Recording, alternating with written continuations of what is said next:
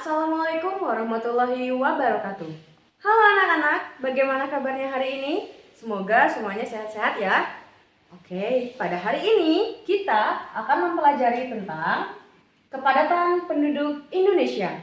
Kalian bisa buka buku kalian yang ini di halaman 70 tentang kepadatan penduduk Indonesia.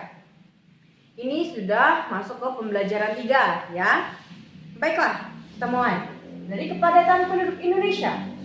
Menurut data Badan Pusat Statistik atau disebut juga dengan BPS, penduduk Indonesia itu pada tahun 2017 jumlahnya ada 261.890.000 jiwa. Tuh, bisa kamu bayangkan betapa banyaknya penduduk yang ada di Indonesia. Nah, kemudian saking banyaknya ini nih, kebanyakan ini orang-orang menempati di Pulau Jawa. Nah, kalian tahu nggak pulau mana aja sih yang padat penduduk dan yang tidak padat penduduk? Oke, seperti yang kita lihat di sini, Pulau Jawa merupakan pulau yang memiliki kepadatan penduduk tertinggi. Dia ini, yang orang-orang yang di Pulau Jawa ini termasuk apa ya? Jumlah penduduknya itu banyak. Tapi walaupun jumlahnya banyak, pulaunya itu lebih kecil dibandingkan pulau yang lainnya. Nah, karena saking padatnya penduduk di Pulau Jawa ini, pemerintah melakukan transmigrasi. Kenapa sih kok harus transmigrasi? Jadi gini, gara-gara pulaunya ini banyak ya, jadi luas lahan pertanian di Pulau Jawa ini semakin sempit. Nah, karena itu pemerintah melakukan program transmigrasi supaya ini loh, apa ya? Persebaran penduduknya ini rata. Selain persebaran penduduk merata ini, meningkatkan taraf hidup masyarakat. Itu. Selain transmigrasi, pemerintah itu juga melakukan upaya mengatasi kepadatan penduduk dengan melakukan pemerataan lapangan kerja. Biasanya nih, transmigrasi ini, misalkan nih, orang yang dari Pulau Jawa ini nanti bakal dipindahkan, entah itu kerjanya itu di mana, misalkan kayak di Pulau Sumatera, Pulau Kalimantan, Pulau Sulawesi, Pulau Papua. Tuh. Nah, di sini pemerintah melakukan pemerataan lapangan kerja dilakukan dengan tujuannya mengembangkan industri, pertanian, perkebunan, pertambangan, dan perikanan di wilayah yang masih jarang penduduknya. Dengan upaya seperti ini, diharapkan penduduk itu tidak terfokus untuk mencari pekerjaan di satu wilayah saja. Makanya diadakannya transmigrasi. Dari Pulau Jawa nanti dia bisa kerja di Kalimantan, di Sumatera, di Sulawesi, ataupun di Papua. Kemudian, lihat di sini, di bukunya halaman 71. Di sini juga dijelaskan bahwa suku Jawa merupakan suku terbesar, yaitu sekitar 41%, disusul dengan suku Sunda, yaitu 15%. Lihat di sini ada tabelnya di halaman 71. Nah, di sini Sumatera, Jawa, Bali, Nusa Tenggara, Kalimantan, Sulawesi, Maluku, dan Papua ini ada berbagai macam suku bangsa. Kalian bisa baca sendiri ya, di suku bangsa ini ada apa aja. Kita lanjut ke agamanya.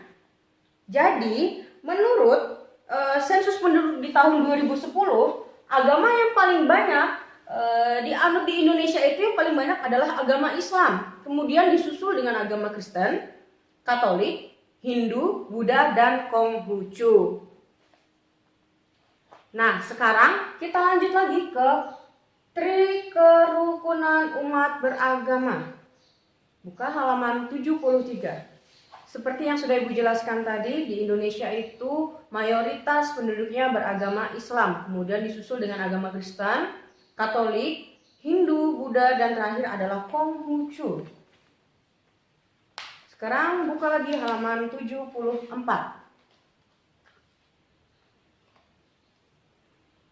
Jadi, negara telah menjamin kebebasan setiap warga negara untuk memeluk dan menjalankan agama yang diyakini. Tapi perbedaan agama itu sering berbenturan dan mengakibatkan konflik antar pemeluk agama. Kemudian bagaimana caranya supaya konflik antar umat beragama itu bisa terhindari? Nah, pernah dengar kan? Bersatu kita teguh, bercerai kita runtuh. Maksudnya di sini ini mengajarkan arti pentingnya kerukunan. Apabila setiap warga negara mampu menciptakan kerukunan, persatuan akan tercipta dan konflik antar umat beragama akan terhindari. Nah, seperti yang ini, trik kerukunan umat beragama ini ada 3. Yang pertama, kerukunan intern umat beragama. Dibaca di halaman 74. Di sini maksudnya adalah kerukunan di antara aliran-aliran, paham ataupun mazhab yang ada dalam suatu umat atau komunitas agama. Maksudnya di situ ya, intern umat beragama. Jadi di dalam suatu agama itu ada kemungkinan akan terjadinya konflik yang disebabkan oleh perbedaan pandangan, penafsiran terhadap agama itu sendiri. Nah, beda penafsiran, penghayatan, pemahaman, dan pengkajian akan mampu mendisharmoniskan intern umat beragama. Contohnya, kerukunan intern umat beragama yaitu saling gotong royong membersihkan rumah ibadah menjelang hari raya. Kemudian, lanjut kedua, kerukunan antar umat beragama. Maksudnya, kerukunan di antara pemeluk agama-agama yang berbeda, yang tadi Bu bilang itu, misalkan agama Islam dengan pemeluk agama Kristen, Protestan, Katolik, Hindu, dan Buddha, Konghucu. Jadi setiap agama ini mempunyai keyakinan yang berbeda sesuai ajaran agamanya masing-masing. Pada setiap ajaran agama tidak diajarkan permusuhan dan saling curiga, betul kan? Nah, kemudian di sini setiap agama ini menginginkan adanya ketentraman dan kenyamanan serta saling hormat menghormati antar sesama manusia. Di sini diberikan contohnya kerukunan antar umat beragama yaitu menghormati atau memberi kesempatan pemeluk agama lain untuk beribadah. Kemudian yang ketiga, kerukunan antar umat beragama dengan pemerintah. Kerukunan umat beragama tidak bisa berjalan dengan baik tanpa keikutsertaan peranan pemerintah. Di sini bisa kalian baca lagi lebih lanjut di halaman 74. Kemudian kita lanjut lagi di paragraf yang bawahnya. Bila dilihat dari kepentingan tiap-tiap agama, kerukunan umat beragama memiliki tujuan. Sini ada 3 hal. Pertama, memelihara persatuan dan kesatuan bangsa. Itu udah benar. Kemudian, memelihara stabilitas dan ketahanan nasional. Ketiga, mensukseskan pembangunan bangsa. Nah, kemudian kerukunan antar umat beragama itu bisa diwujudkan dengan beberapa hal. Sebagai contoh di sini pertama, tenggang rasa, saling menghargai dan toleransi antar umat beragama. Kedua, tidak memaksakan seseorang untuk memeluk agama tertentu. Kamu jangan memaksakan si A untuk memeluk agama si B. Begitu juga sebaliknya. Kemudian yang ketiga, umat beragama diberi kebebasan beribadah sesuai agamanya masing-masing. Keempat, setiap agama taat pada agamanya dan persatuan yang telah ditetapkan oleh pemerintah. Oke, sekarang kita lanjut ke bentang alam Indonesia. Ini di pembelajaran keempat halaman 78. Oke, bentang alam Indonesia. Jadi Indonesia itu merupakan salah satu negara dengan bentang alam yang lengkap. Bentang alam tersebut beragam benda mati dan makhluk hidup. Bentang alam berupa benda mati, antara lain itu bisa gunung, pantai, batuan, relief, tanah, sungai, ataupun danau. Nah, di sini ada bentangan alam dari beberapa wilayah di Indonesia. Cek di halaman 78 ya. Kita mulai dari Sumatera. Bentang alam Pulau Sumatera bagian barat merupakan rangkaian pegunungan Bukit Barisan. Pegunungan Bukit Barisan terdiri atas beberapa gunung.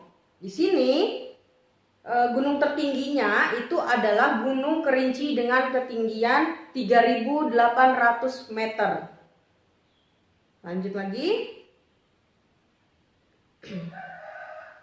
Di sini ada flora Pulau Sumatera.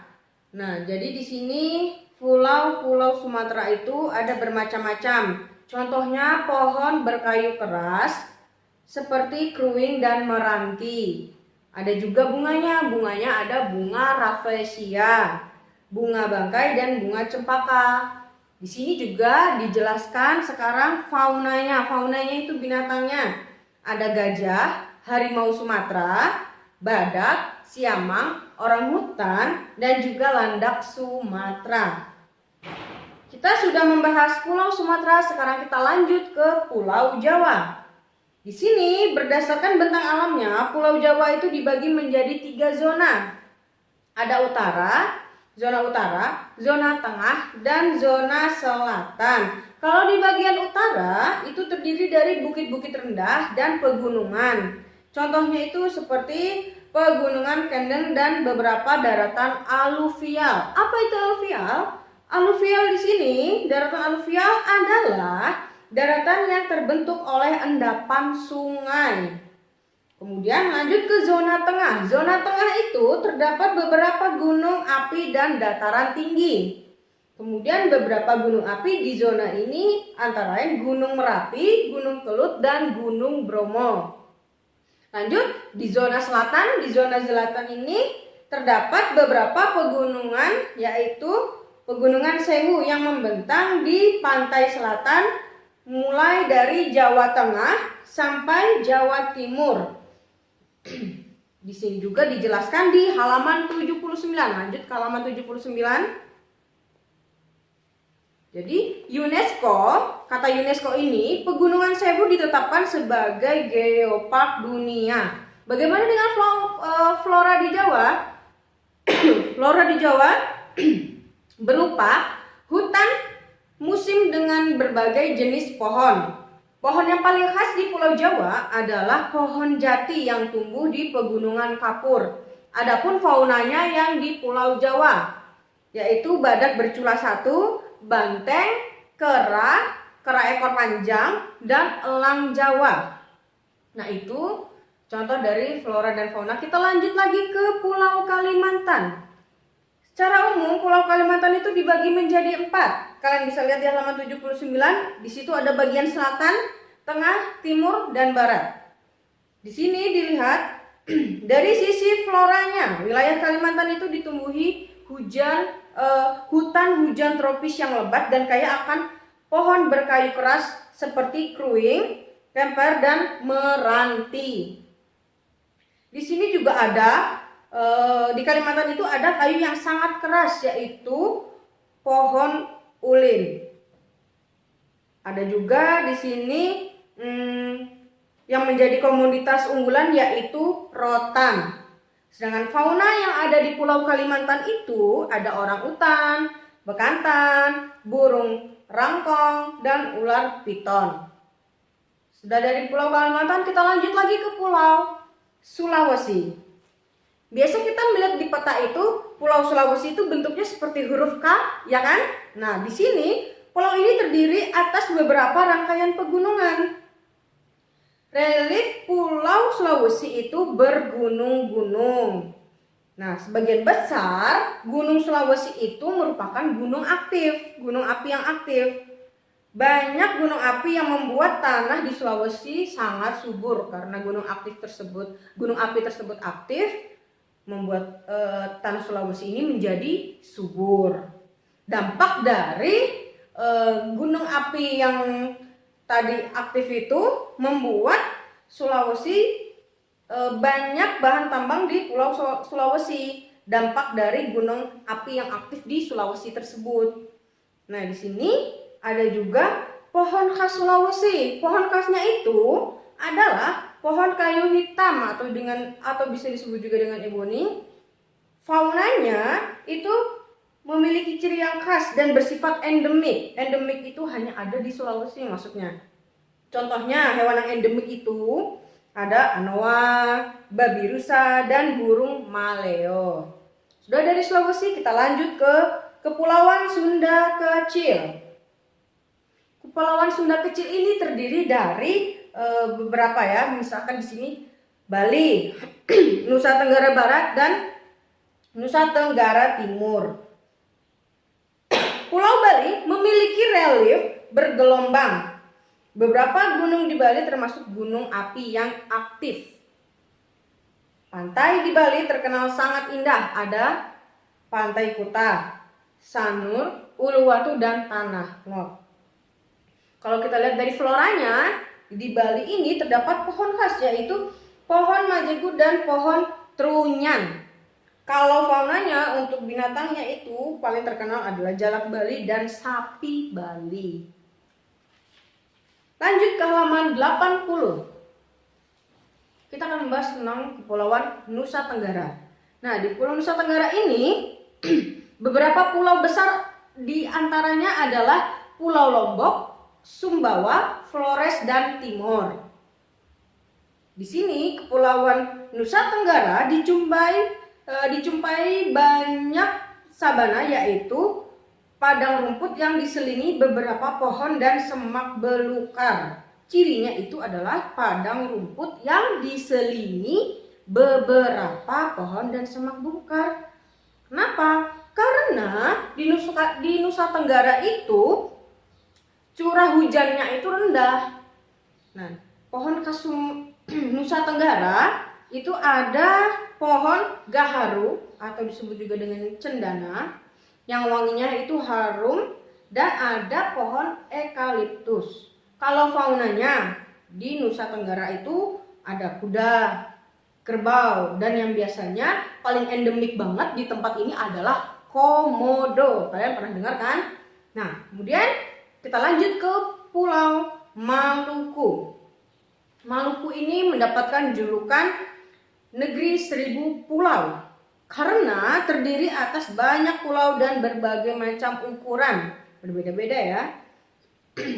Di sini dijelaskan banyak sekali gunung api di Maluku berada di bawah permukaan laut. Jadi ada banyak sekali. Karena itu banyak sekali gunung api di Maluku ini menyebabkan tanah Maluku menjadi sangat subur. Di sini juga Maluku itu dikenal dengan rempah-rempahnya yang melimpah, yang sangat banyak. Contohnya seperti cengkeh dan pala. Karena saking banyaknya ini membuat tanaman ini menarik bangsa asing untuk datang ke Maluku. Kita masih ingat kan dengan pelajaran sebelumnya itu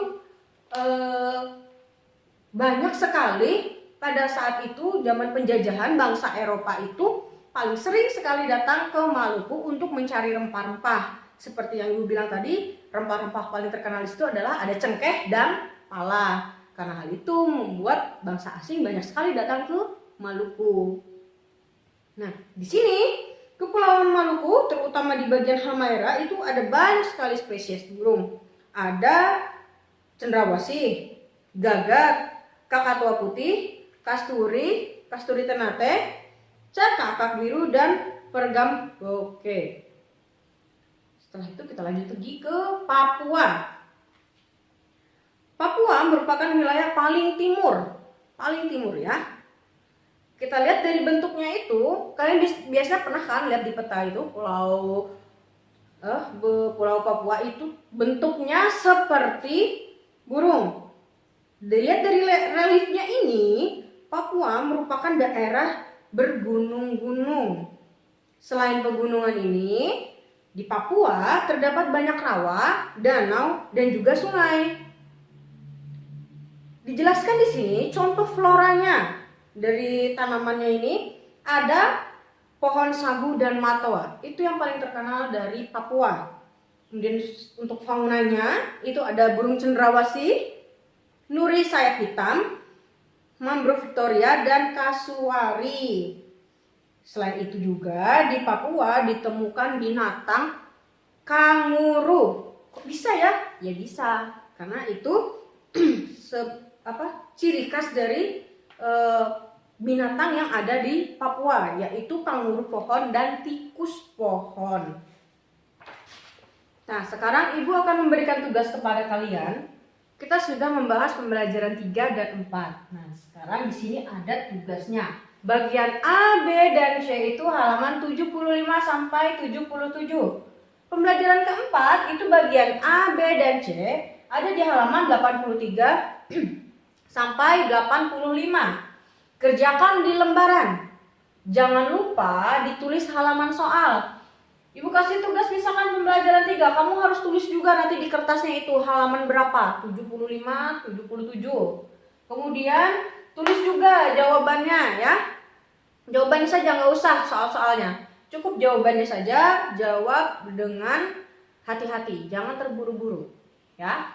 Oke, itu tugas dari Ibu. Sekian pembelajaran kita hari ini. Wassalamualaikum warahmatullahi wabarakatuh.